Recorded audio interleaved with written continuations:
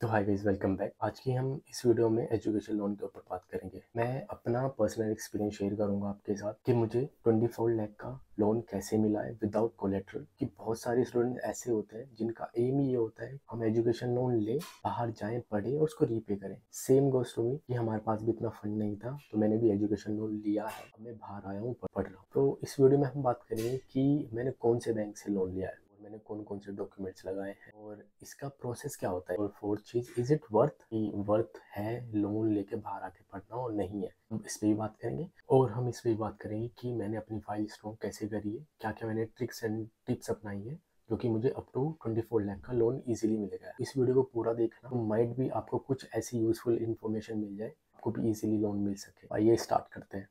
तो गाइस, जब भी हम एजुकेशन लोन की बात करते हैं तो सबसे पहले हमारे माइंड में गवर्नमेंट बैंक से आते हैं, जैसे एसबीआई हो गया, पीएनबी, बैंक ऑफ बड़ौदा। कि हमें लगता है कि इनका इंटरेस्ट रेट बहुत ही कम है और इजीली लोन मिल जाता है, बट ऐसा नहीं है। इनका इंटरेस्ट रेट माइट भी थोड़ा सा कम हो सकता है, बट इनकी जो डॉक्यूमेंट लिस्ट होती है ना, बहुत ज्यादा होती है। इनका टाइम प्रोसेस बहुत ज्यादा होता है। मैं भी गया था बट मैं नहीं कर पाया। कुछ रिसर्च करने के बाद मुझे पता चला कि अलग प्राइवेट बैंक्स भी होते हैं, वहां से भी आप अप्रोच कर सकते हो। तो मैंने अपना लोन कराया है HDFC क्रेडिला से। तो ये एक NBFC बैंक है, HDFC क्रेडिला। अब आप ये बोलोगे कि HDFC क्रेडिला से ही क्यों कराया, क्योंकि HDFC क्रेडिला पहली चीज बस एजुकेशन लोन में ही स्पेशलाइज्ड है, HDFC क्रेडिला। एंड सेकंड चीज, अगर आप इनका इंटरेस्ट रेट देखोगे, इनका बहुत कॉम्पिटेटिव इंटरेस्ट रेट है as compare to other bank. तीसरी चीज, इनकी जो प्रोसेस है बहुत स्मूथ। जो इनके डॉक्यूमेंट रिक्वायर्ड है ना, बहुत मिनिमम है। बता रहा हूँ आपको कि बहुत मिनिमम डॉक्यूमेंट रिक्वायर्ड है और इनका इंटरेस्ट रेट भी बहुत ही कॉम्पिटिटिव है। इसलिए मैंने HDFC क्रेडिला से लोन लिया है। सिंपल है, बहुत ही ज्यादा प्रोसेस। तो गाइस, क्या होता है कि एक कोलेट्रल बेस्ड लोन होता है, एक non collateral.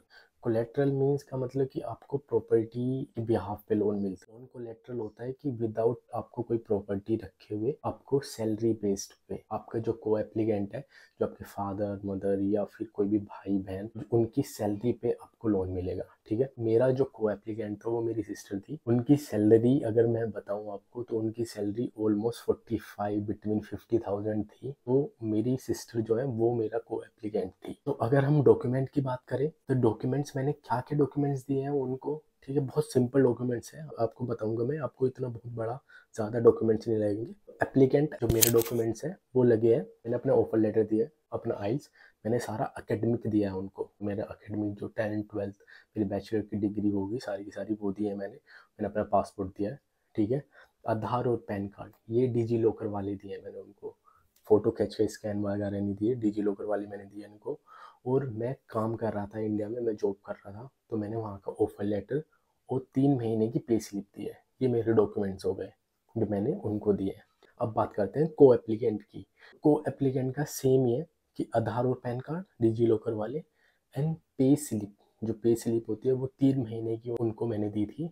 And bank statement 6 महीने की बैंक स्टेटमेंट दिया मैंने उनको, और कैंसिल चेक, और एक फॉर्म 16 होता है वो दिया है, और ITR दी है। ITR मैंने डेट की दी है। अब बोलोगे फॉर्म 16 क्या होता है? फॉर्म 16 आपको जहाँ पे जो भी कोई काम करता है जिस कंपनी में, वो आप आराम से दे देता है। और ITR कैसे बनवाते हैं? ITR आपको पता है कि CA ITR बना देता है कोई भी इंडिया में। मैंने भी ITR बनवाई थी। फॉर्म 16 भी मेरी सिस्टर को उनके एम्प्लॉयर ने दिया था। That's it. मेन दिक्कत आती है वो ये आती है कि सैलरी सभी के घर में, किसी की पेरेंट्स की या किसी के सिस्टर, किसी के भाई की 40 50 60,000 नहीं होती है। तो शायद वहाँ पे आपको प्रॉब्लम आ सकती है। बट आपको वो गाइड करेंगे कि आप को एप्लीकेंट 1 और को एप्लीकेंट 2 भी रख सकते हो। आपके डैड और आपकी सिस्टर या आपके ब्रदर कोई भी हो सकता है, तो 2 एप्लीकेंट को एप्लीकेंट भी हो सकते हैं इजीली। ओके, तो कैसे भी बात करते हैं कि कितना टाइम लगता है, क्या प्रोसेसिंग फीस होती है, क्योंकि इनका बहुत फास्ट प्रोसेस है इनका HDFC क्रेडिट लगा। ठीक है, आपसे डॉक्यूमेंट मांगेंगे, आपको बताएंगे एलिजिबल हो या नहीं हो, और आपको विद इन 10 डेज में आपका आपका जो सेंक्शन लेटर आता है वो दे देते हैं आपको। ये जैसे मैंने आपको बताया कि आप इनकी वेबसाइट पर जाइए और इनको कॉल करिए, कॉल बैक करेंगे आपको। एंड आपको डॉक्यूमेंट की लिस्ट देंगे, आप इनकी डॉक्यूमेंट की लिस्ट को प्रोवाइड करोगे, सारे के सारे डॉक्यूमेंट दोगे। 5 7 दिन में आपको ये एलिजिबिलिटी बता देंगे कि आपको इतना लोन अप्रूव हो सकता है या नहीं। तो उसके बाद आप 1 से 1.5% की आपकी इनकी फीस देनी होती है। ठीक है, फीस देने के बाद आपको विद इन 4-5 डेज में सैंक्शन लेटर आ जाता है। ऐसे ही आपके पास सैंक्शन लेटर आ जाता है तो आप सिक्योर हो जाते हो कि हाँ अब आपको लोन मिल जाएगा। और जैसे ही जितनी भी आपको रिक्वायरमेंट है आप उतना अमाउंट वो डिसबर्स करा सकते हो अपने अकाउंट में और अपनी यूनिवर्सिटी की फ़ीस पे कर सकते हो। एक और चीज़, जितना अमाउंट आप डिस्पर्स कराते हो उसी पे ही इंटरेस्ट लगता है बस। ये नहीं अगर आपका 20 लाख का लोन अप्रूव हुआ है तो आपको 20 लाख पे ही इंटरेस्ट लगेगा, नहीं। जितनी आप डिस्बर्समेंट कराओगे, अगर आप 4 लाख डिस्बर्समेंट कराओगे तो 4 लाख पे ही इंटरेस्ट रेट लगेगा आपका। तो अभी हम बात करते हैं कि ये वर्थ है या नहीं है कि 15-20 लाख रुपए का लोन लेना और फिर बाहर आके पढ़ना है, वर्थ है या नहीं है। सुनो भाई, ने भी लोन लिया है, भी लोन लेकर आओगे, यहाँ पे आओगे, आप पार्ट टाइम जॉब करोगे, आप अपना निकाल सकते हो और आप इतने कैपेबल हो तो मैं बता रहा हूँ आपको 1-1.5-2 साल में आप ये लोन रीपे भी कर सकते हो बहुत इजीली। तो गाइस अभी बात करते हैं कुछ टिप्स एंड ट्रिक्स की जो मैंने करी है, जो मुझे लगा है मेरी एप्लीकेशन के लिए बेनिफिट रही है। तो आप भी कर सकते हो, ठीक है। पहली चीज़ मैं बताऊँ आपको कि मैंने कुछ अकाउंट में अपनी सेविंग्स दिखाई है, ठीक है। अकाउंट में मैंने अपनी सेविंग्स दिखाई है। मेरे डैड के अकाउंट में कुछ पैसे पड़े थे और मेरी जो सिस्टर है उनके अकाउंट में भी कुछ पैसे पड़े थे, 1-1, 2-2, 3-3 लाख रुपए पैसे पड़े थे। उनको लगता है, एक बिलीव होता है कि हाँ एप्लीकेंट जो है कि इनके पास ज़ीरो बैलेंस नहीं है, कि हाँ कुछ इनके पास सेविंग्स भी हैं। और दूसरी चीज़, आपका जो को एप्लीकेंट होगा उनका सिबिल स्कोर अच्छा होना चाहिए। तो इससे भी बहुत अच्छा इम्पैक्ट पड़ा है मेरी फाइल पे।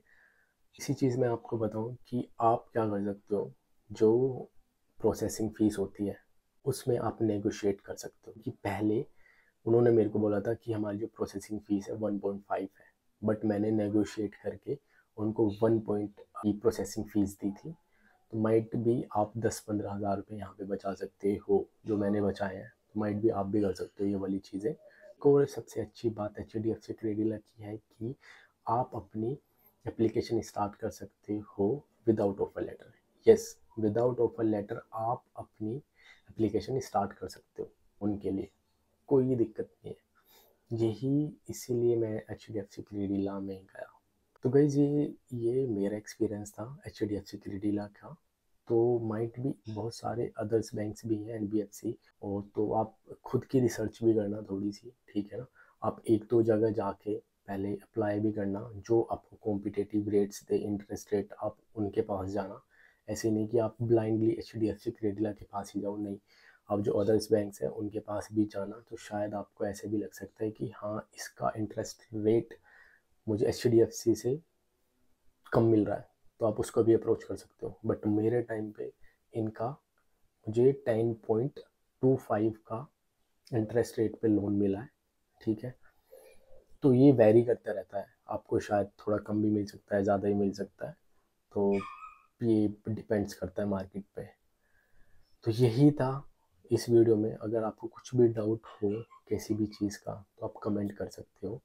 एंड प्लीज़ वीडियो को लाइक करना, सब्सक्राइब करना। That's it.